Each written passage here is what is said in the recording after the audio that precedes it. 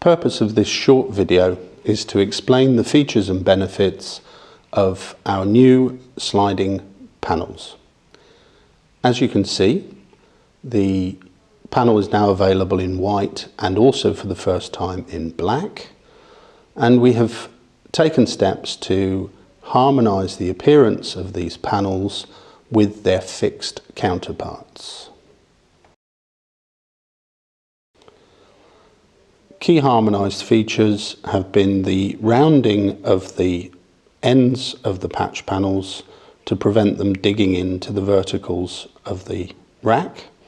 We have standardised mounting features and now reversed out white on black or black on white numbering strips for port identification and to enable the location of stick-on strips. The new panels retain the established snap-in feature of the Evo connector and the clip-on spring for cable retention. One of the key features that's been retained in the new panels is the Auto Connect feature that allows the panel to be bonded to its rack simply by screwing it into position. You'll notice that here and here we have unpainted features which allow the sliding tray to maintain electrical continuity with the chassis.